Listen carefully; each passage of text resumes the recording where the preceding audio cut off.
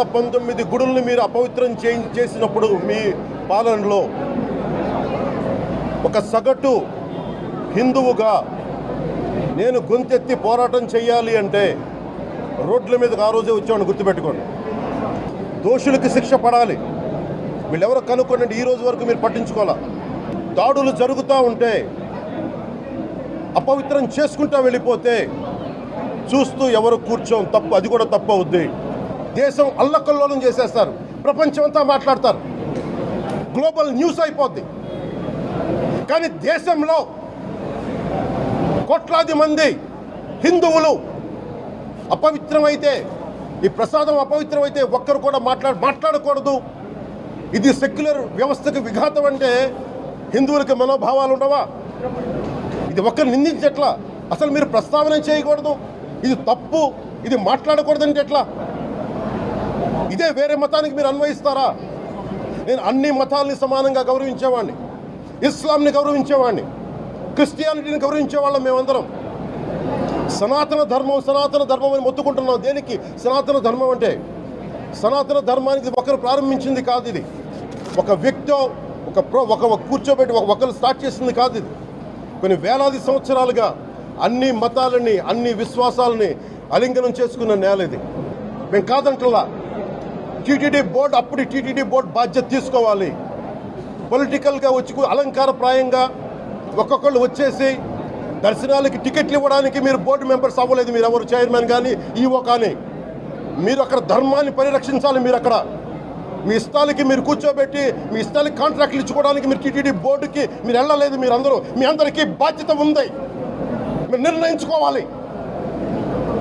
ఎవరికి కోపాలు రావు, ఎవరికి వేదన రాదు, ఎవరికి బాధలు రావంటే కుదరదు. వస్తాయి బాధలు, వేదన ఉంది, మాట్లాడతాం. మర్చిపోకండి ఎవరు. గత ముఖ్యమంత్రి గారు కూడా నేను చేస్తా ఉన్నాను, జగన్మోహన్ రెడ్డి గారికి కూడా. ఇదే చర్చికి జరిగితే మీరు ఊరుకుంటారా? ఒక మసీదుకి జరిగితే ఊరుకుంటారా?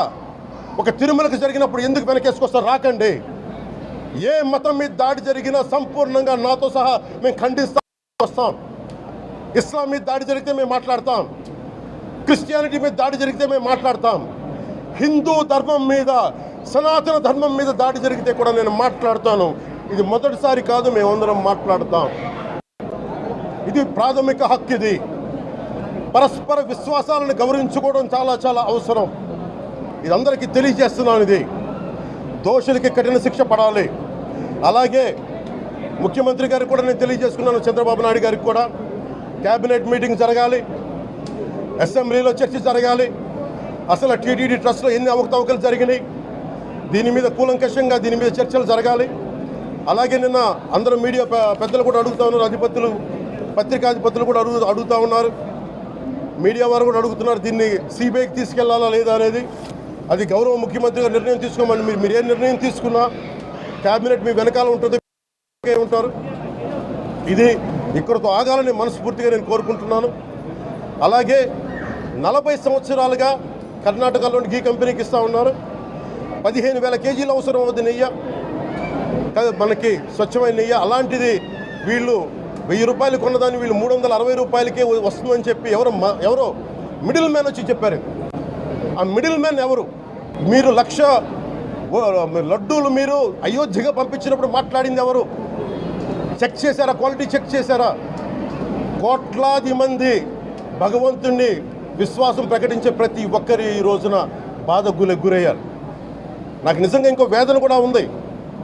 ఇది ఇంకొకరు నిందించట్లా. తిరుమలలో ఉండే ఇంతమంది సేవ చేసుకునే వ్యక్తులు కానీ మీరందరూ హిందువులే కదా. మీరందరూ టీటీడీలో ఉండే వందలాది మంది ఎంప్లాయీలు, ఉద్యోగులు, వేలాది మంది ఉద్యోగులు, మీరందరూ ఏం చేస్తున్నారు? మీరు హిందువులు కాదా? మీరు స్వామివారికి అపవిత్రం జరుగుతూ ఉంటే మీరు కల్తీ నేచర్ మీకు తెలిసి కూడా మీరు ఎందుకు కాముకున్నారు?